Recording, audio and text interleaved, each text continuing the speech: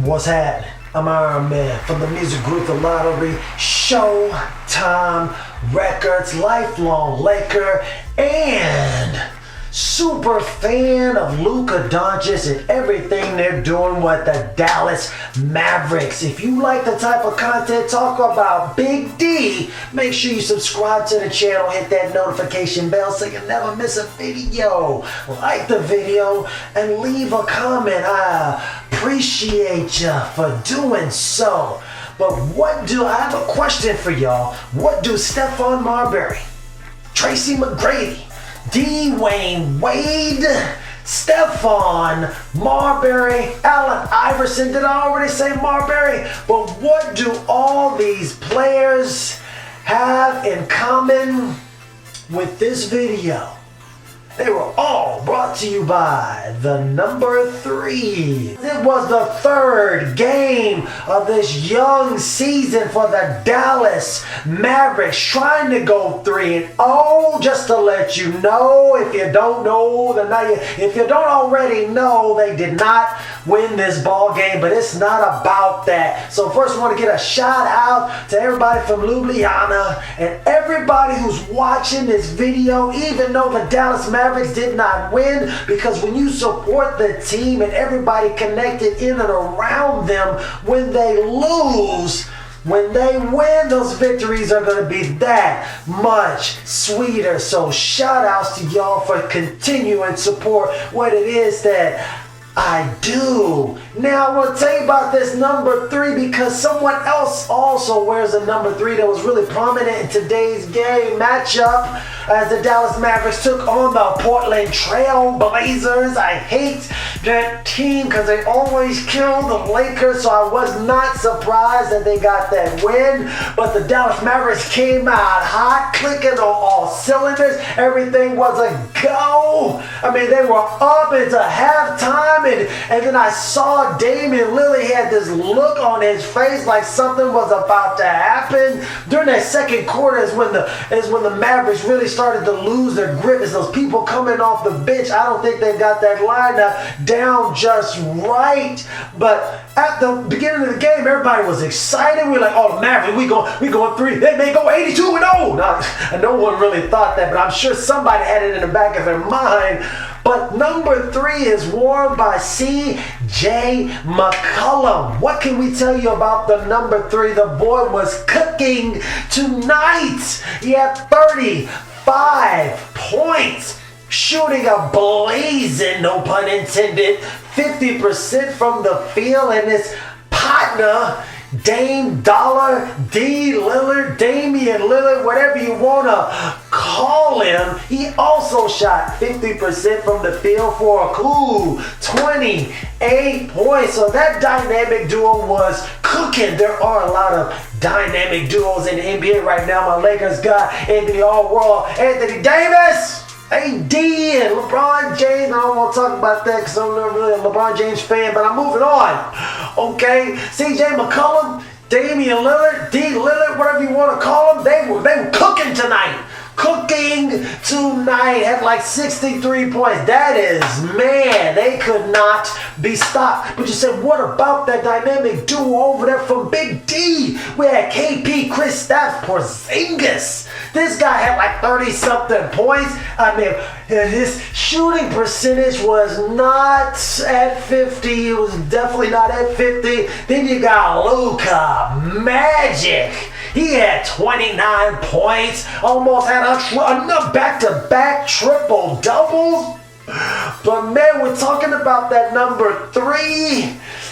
Man, you are absolutely not going to win any games. Let me give y'all some context here. In any shooting type of event or any game that you play on any level, shooting from the 3-point line is usually acceptable and encouraged if you shoot anywhere and around 40%, whether it's as an individual or as a team. So if you shoot about 37% and higher, you usually have the green light. Okay, if you're at 40, you have the greenest of green lights. So go ahead and fire that thing up at will. Okay, now Man, their dynamic duo, how can I put this bluntly? They did not shoot 37%, definitely didn't shoot 40. My God, combined, they shot, and by your powers combined, they shot 25% from the three-point line. You aren't going to win any games. You said, but he almost had a triple-double. I know. You had to have a fantastic, sensational rest of your game just to try to overcome that horrific shooting performance, if you can call it that. I mean, Luka by himself went 2 from 11. That's 18%. I'm not a math genius, but that's not anywhere close to 37%. And KP, oh man, Porzingis, he shot like 30% from the field. And it's not like they only shot a couple. They're not making them, and they're shooting a lot of threes. You're not going to win when the two best superstars on your team are shooting 25% from the three-point line. And they shot like 21 of them together. I know that's nothing compared to James Harden numbers, but he's an anomaly. You're not going to win any games. You're just not going to win any games. You're not going to win any games. So don't worry about that. It's good. You got to get that loss out of the way. You got to learn to come back from it. Now we get to see how they're going to bounce back from that as a team. The reason I was talking to one of my long-term subscribers, his name is Saiz, S-A-I-Z. You can see him down in the comment section. We always have good conversations. Shout outs to you for the continued support. But I was telling him, I was lamenting the decision to start DeLon Wright and Courtney Lee because he's not on long-term plans for the Mavericks, and they got much better options that they need to develop into better players. So that was the main reason for him. But the other reason for DeLon Wright is he's a poor three-point shooter. That's putting it mildly. He shot like 25% from the field, from the three-point line last year. He is not a good three-point shooter. He said, well, you got to be a good three-point shooter. Everybody said, hey, he had a great game the other day, like 20 points and 5 rebounds and assists. That's good. That's good. But playing with Luka, that's not going to be good enough for the rest of the season. He's got to be surrounded by people that are going to knock down jumpers, and he is not the guy to do that. You got Jalen Brunson. He's right below average. He's about 33% or 34%. So he's okay. He's good. He's okay. He's not a knockdown shooter, but for everyone else who's not a knockdown shooter, he's pretty good. He's close to average. What was I talking about? My boy playing center, even though he's a power forward, Maximilian Kleber. He shoots about 35%, which is about average. That's good. That's good. And for a center, if somebody's playing center, that's excellent. Okay, since they're going to be running a lot of pick and rolls, Luka and KP, who shot about 39-40% last year, not last year, the year before before he got injured, which is phenomenal. He's an excellent shooter, but he's going to be in a post a lot, and they're going to be running pick and rolls, so that's good. But they're going to double team those guys and leave somebody else open. So then you got slightly below average in Jalen Brunson, and then you got him right at average in Maximilian Kleber. You need somebody who's a knockdown shooter. So I said, hey, start Ryan Broekhoff. And people are like, that's a stupid. Why would good do that? Ryan Broekhoff shot like 40% from the three-point line last year. 40%. He's like, man, is that good? It's fantastic. It is. It's scintillating. So by far the best three-point shooter on the team. Even though it was a limited shot because he didn't get to play a lot of games or a lot of minutes. But man, from the sample size we got, he is excellent. Right up there with KP. So you need somebody other than those two guys who is a lights out, knockdown shooter. He is that guy. He's smart. He's got the size to cover the 2 or the 3 position. And he plays well with those guys. They got good chemistry. Why not? But he's young and he doesn't make that much money. He's a dog out there. Man, let him play. Let him play. I don't know if he's fully healed or not yet, but man, when he is, please let him start at the 2 guard position. I'm telling you, it will work. It will definitely work. You got to have a knockdown shooter over there. That way they can't double team KP or Luka all the time. See, Luka's getting a lot of points, a lot of buckets, but he has to work super hard. He has to have some. When was the last time you saw just Luka just wide open and catch off of somebody else driving in and drawing a double team? It's been a long time. It's been a super long time. He's always got to have the ball in his hand. He's got to create his own shot. That's why he's got to step back. That's why he's got to do all that. Because there's no one else who's creating shots for him. He's getting no easy buckets. He has to work super hard for all that. So if you don't have somebody else who's going to create off the dribble, for him, you need somebody who's going to stop those other teams from double teaming. They're like, oh, I'm not leaving. Would you leave Klay Thompson wide open in the corner? Of course not. Of course not. I'm not saying broke off is, but he did shoot 40%. The proof is in the pudding and the numbers. He's not a fancy guy. He's not a super dribbler or anything like that. He's not dunking over people, and he's not super famous. Doesn't have his own shoes. So people are like, I don't know if I want him starting. He gets it done. He gets it done, and that's all I had to say.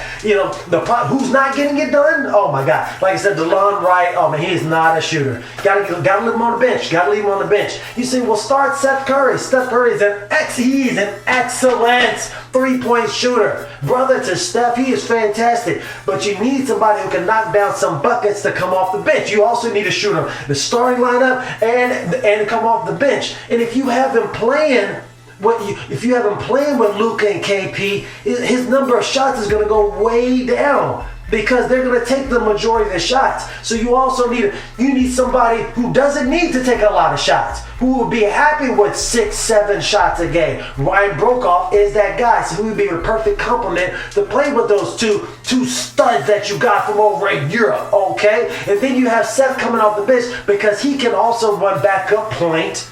Okay, him and DeLon Wright can share the point guard duties off the bench. And then you got Dwight Powell off the bench, who is not a very good 3-point shooter. But definitely not as good as Maximilian Kleber. I mean, I think Dwight Powell's shot, he's getting better and improving, but he only shot like 30% last year, which is horrific. Okay. And I wasn't surprised with Luka, because Luka shot like 32% from the field, which is very bad. I mean, from the 3-point line, very bad last year. And so him missing a lot of threes, I don't doubt it. I expected it. Not because he's not a good shooter, because his form is fantastic.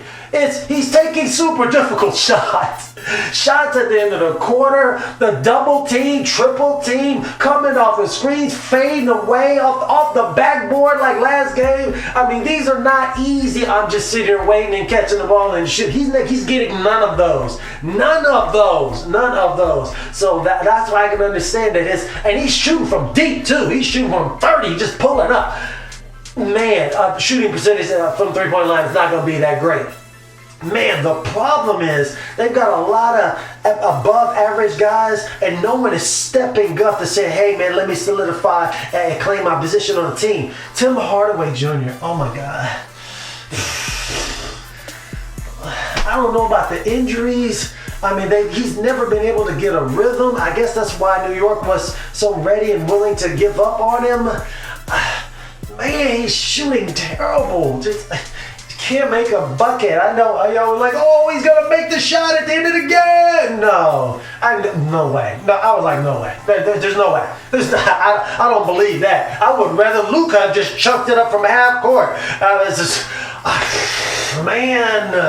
I was so disappointed by the end of that game. I mean, and they fought hard at the end. They continued to play. I mean, hey, the Blazers are no chumps, so it's not like, oh, we lost it and we shouldn't have lost it. No, man, they're a very, very excellent team. There's a lot of really good teams in the Western Conference, but he's not doing well. But the thing is, these people, like Justin Jackson, he shot like 37% from 3-point line last year. If you don't want to put Brokoff in there, hey, put Justin Jackson. They're not going to continue to leave this guy, because he is going to knock these threes down. He's got some length, athleticism. They've got good chemistry together. And hey, he's not begging for 40, 50 shots a game. Hey man, put him in the starting line.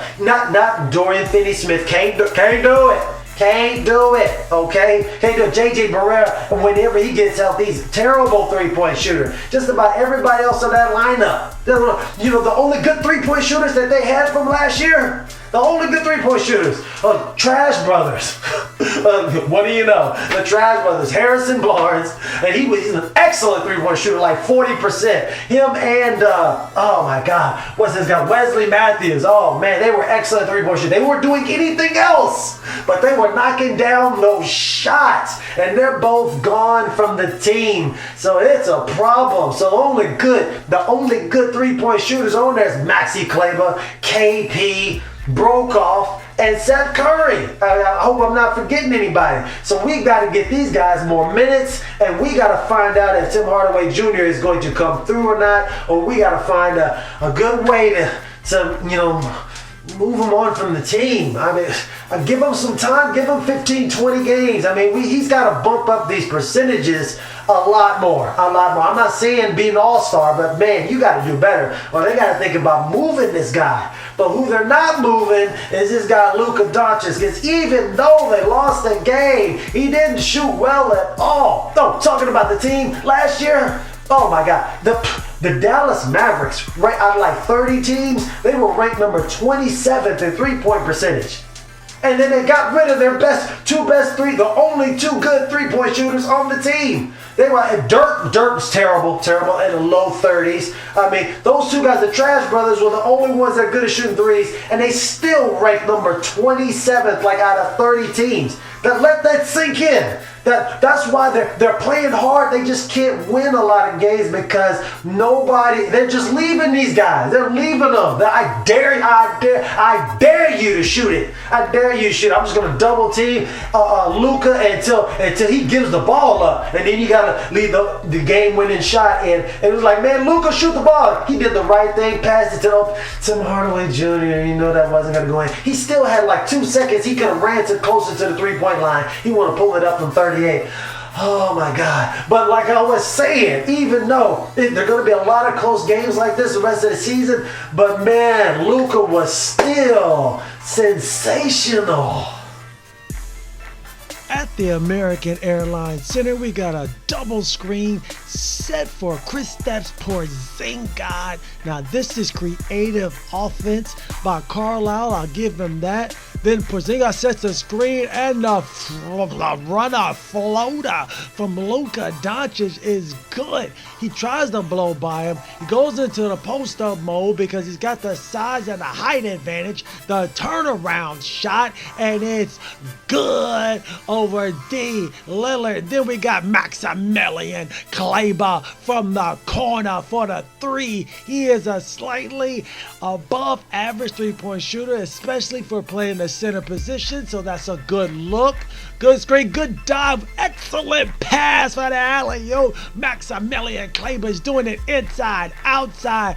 Oh, Luka, oh, he's setting him up. Oh, he's trying to play defense, goes right by D. Lillard like he's standing still. Flight 77 takes off for the thunderous jam in the paint, and then it comes off the screen one more time, turns back, fake, good pass to Maximilian Kleber. The chemistry they have is undeniable. He needs to stay in that starting center position. Even when Powell comes back, he just creates so much space because Hassan Whiteside does not want to go out there to guard him. He gets another bucket. Luka Doncic right before the end of the half. Nice floater. Good pass to KP. Come around the screen. He's shooting from 29 feet, and it's good. Luka Doncic is giving them the business. Great pass. Dorian Finney-Smith does not know how to move without the ball in that case. And then it ends up with a corner three for Luka Doncic working the wonder cord. That's the combination I'm talking about. Wonder cord. Oh my God. Luka Doncic and KP. Well, another dunk. And he says, oh, look at, I told you the chemistry is sensational between these guys. Now opportunity for it, and one for Luka Doncic. We're going to set the screen and roll at the top of the key, and I'm just going to go all the way in. Great pass pass to KP for the throwdown. Wonder card. So I'm not mad.